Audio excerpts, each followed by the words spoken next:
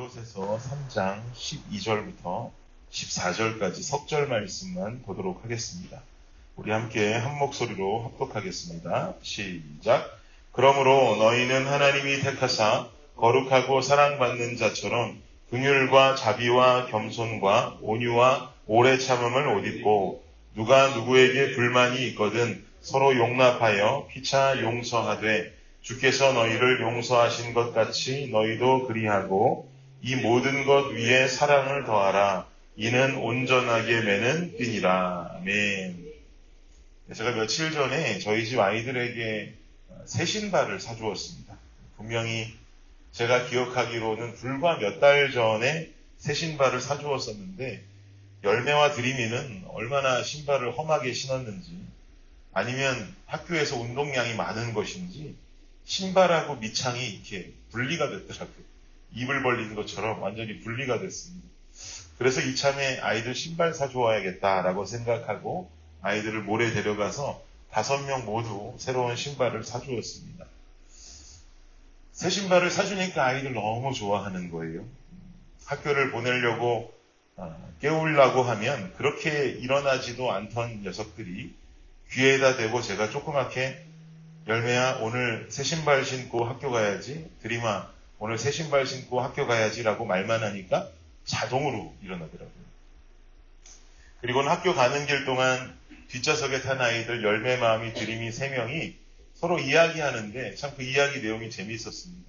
서로 막 걱정하는 거예요. 어떤 걱정하냐면 오늘 누가 내 새 신발을 밟으면 어떡하지? 오늘 우리가 놀이터에서 놀다가 신발에 더러운 것이 묻으면 어떡하지? 그리고 서로 자기들끼리도 내릴 때 조심해, 내 신발 밟지 마 라고 말하면서 서로 조심하라고 이야기하는 거예요. 1번, 2번, 3번 다 하얀 색깔 운동화를 샀으니까 그럴만도 하다라고 생각이 들었습니다. 그래서 제가 이렇게 힐끗 뒤를 쳐다보면서 새 신발 사서 그렇게 좋아? 라고 물었더니 너무 좋답니다. 그리고는 어제까지도 깨끗하게 신발을 신으려는 아이들의 노력이 제 눈에 보였습니다. 언제까지 그 노력이 계속될지는 모르겠지만 당분간 좀 오랫동안 이번에는 아이들이 운동화 좀 아껴 신으면 좋겠다라는 생각을 했습니다. 우리는 어제 본문을 통해서 하늘과 땅에 양다리 걸치지 말자고 했습니다. 하늘을 바라보는 삶, 땅에 미련이 있는 삶, 이렇게 양다리 걸치지 말자. 그리고 또 우리는 예수 그리스도를 믿음으로 새 사람을 입었는데 그러니 옛사람과 새 사람의 양다리 걸치지 말자라고 제가 말씀드렸습니다. 우리는 예수 그리스도의 보혈을 통해 새 사람이 된 사람들입니다. 새 사람이 된 우리들은 우리 집 아이들이 새 신발을 사고 그 신발이 더러워질까봐 노심초사하면서 하루하루를 살아가듯이 우리의 삶 속에도 우리의 삶이 혹시나 더러워지지 않을까, 더러운 때가 묻지 않을까 하는 마음으로 정결함과 거룩함을 유지하기 위해서 최선을 다하는 삶을 살아야 할 줄 믿습니다. 오늘 본문은 새 사람을 입은 성도의 삶이 좀 더 구체적으로 삶 속에서 어떤 모습으로 나타나야 하는지 좀 더 현실적으로 설명이 되고 있습니다. 우리 12절 말씀 다시 한번 좀 읽어볼까요? 12절입니다. 시작.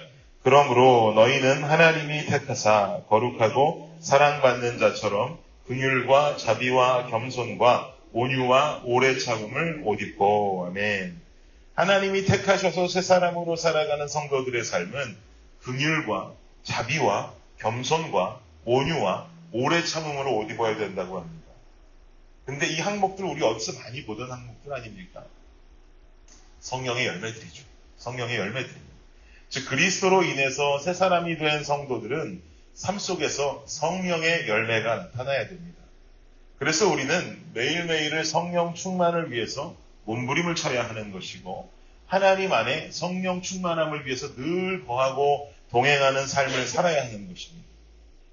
이어지는 13절을 보니까 12절 말씀을 좀 더 구체적으로 풀어내는데요. 13절도 함께 읽겠습니다. 시작. 누가 누구에게 불만이 있거든 서로 용납하여 피차 용서하되 주께서 너희를 용서하신 것 같이 너희도 그리하고. 아멘. 누가 누구에게 불만이 있거든 서로 용납해라. 용납이라는 것의 뜻이 뭘까요? 원어를 찾아보니까 용납이라는 말의 뜻은요. 다른 말로 하면 인내입니다. 인내. 즉 용납은 인내하는 겁니다. 관계에 있어서 누가 누구에게 불만이 생길 수 있죠. 우라통이 터지고 화가 올라오고 도저히 견딜 수 없는 순간이 우리 삶을 살다 보면 누구에게나 찾아오게 됩니다. 제게도 찾아오고요. 그러나 성경은 우리에게 첫 번째로 말하기를 용납해라. 즉 인내해라 라고 말씀합니다. 그리고 나서 이어서 말하기를 용서하라고 합니다. 용납해라. 그 다음 용서하랍니다. 이 말이 주는 깨달음은 무엇이겠습니까? 용납이 없는 용서는 이루어질 수 없다는 것이죠. 즉 인내가 없는 용서는 이루어질 수가 없습니다. 즉 내 마음이 그 사람을 용서할 만해서 용서할 수 있는 것이 아니라는 거죠. 내 안에 화가 있다 해도, 내 안에 분노가 올라와도 그 사람을 용서하기 위해서 우리에게 먼저 주어져야 하는 것은 인내입니다. 참아내야 하는 것이죠. 근데 이게 말이 쉽지. 이렇게 사는 게 어디 쉽습니까? 이렇게 사는 것도 쉽지 않은데 13절 하반절에 보니까 한술 더 떠서 성경은 이렇게 기록합니다. 주께서 너희를 용서하신 것 같이 니들도 그렇게 살랍니다. 안 그래도 쉽지 않은데 이거 환상을 노리시죠. 그런데 우리는 여기서 성경이 말하는 용서의 비밀을 캐치할 수 있어야 합니다. 누군가를 용서하면 내가 진 것 같죠. 누군가를 용서하면 요즘 같은 세상 속에 참 지혜롭지 못하고 바보된 것 같은 기분입니다. 저거 참 똑똑하지 못하다. 저거 참 바보같이 산다라고 손가락질 당할 수도 있습니다. 그런데 여러분, 성경이 말하는 것처럼 주님이 우리를 용서하신 그 모습을 한번 기억해 보시기 바랍니다. 용서할 만해서 용서하신 사랑인가요? 생각해 보면 그렇지가 않죠. 우리가 먼저 회개했기 때문에 예수님이 이 땅에 오신 것입니까? 아니에요. 사실 하나님의 사랑은 곰곰이 생각해보면 앞뒤가 맞지 않는 사랑입니다. 쉽게 말해서 잘못은 내가 했는데 화해하자고 화목하자고 다가온 쪽은 하나님인 거예요.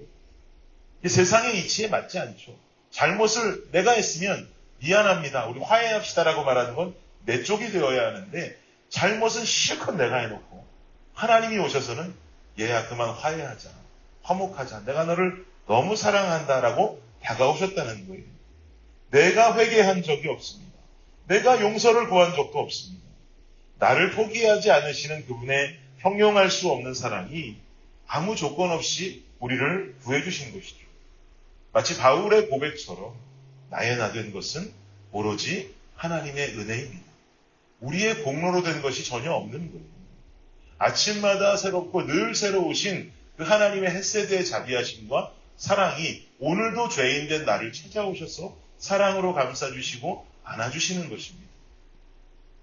그럼 여러분께 제가 여쭙겠습니다. 하나님이 내게 잘못도 묻지 않고 내 죄를 사해 주시고 사랑으로 안아주시고 품어주셨다고 해서 날 위해 십자가에 죽으신 예수님을 향해서 내가 잘못한 일이 없다고 착각하고 이거 내가 이긴 게임이라고 착각하는 분 혹시 한 분이라도 계실까요? 이거 내가 예수님 이긴 거야 라고 승리의 V를 그리실 수 있는 분 있으십니까? 혹은 세상의 이치처럼 하나님 저거 바보라고 하나님 참 바보고 지혜롭지 못하다고 말할 수 있는 분 있으실까요? 우리는 아무도 그렇게 말할 수 없습니다. 우리는 이 진리를, 이 깨달음을 우리의 삶에 적용할 수 있어야 됩니다. 도저히 견딜 수 없는 상황 속에 참고 인내하고 용서해낸다고 지지 않습니다. 바보 되지 않습니다. 저거 지혜롭지 못하다고 세상은 손가락질 할지 모르지만 하나님은 웃으시면서 용납하고 용서했구나. 잘했다. 착하고 충성된 아들아. 착하고 충성된 딸아. 라고 주님은 칭찬하실 것이라고 저는 확신합니다. 예수님의 십자가가 의미하는 것은 무엇입니까? 예수님 십자가의 승리는요, 최고 승리입니다. 눈앞에 보이는 승리가 아니에요. 오늘 당장 이기지 않는다는 것. 예수님 십자가에서 돌아가셨을 때 아무도 그것을 승리의 십자가라고 그 당시에 말하지 않았습니다. 그러나 시간이 지나고 세월이 지나니 그게 왜 승리의 십자가인지 우리는 알고 있죠. 최후의 승리입니다. 오늘 보이는 승리가 없다 할지라도 최후 승리를 얻기까지 주의 십자가 사랑하리. 같이 해볼까요? 빛난 면류관 받기까지 험한 십자가 붙들겠네. 아멘. 우리는요, 예수님의 십자가의 사랑을 닮아야 됩니다. 최고 승리를 얻기까지 주님 십자가 사랑하고 참 잘했다 아들아, 참 잘했다 딸아 라고 빛난 면류관 받기까지 우리의 삶은 그 험한 십자가를 붙드는 삶을 살아야 합니다.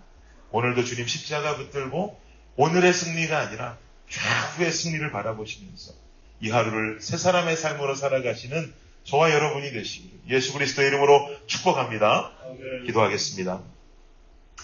주님, 우리의 삶 속에 참으로 관계 속에 어려움을 겪을 때가 많습니다. 누구나 그런 삶 살아갑니다.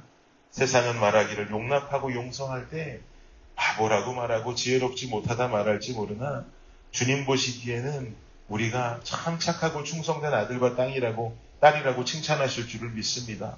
아버지 하나님, 이 마음 가지고 오늘도 그 십자가의 길 따라가는 것 험하고 힘들지만 최후 승리를 얻기까지 주의 십자가를 사랑하고 빛난 면류관을 얻기까지 오늘 하루도 험한 십자가를 붙들며 그 좁은 길을 살아낼 수 있는 우리 모든 블레싱 성도들의 삶이 되게 하여 주시옵소서. 감사합니다. 예수 그리스도의 이름으로 기도드립니다. 아멘.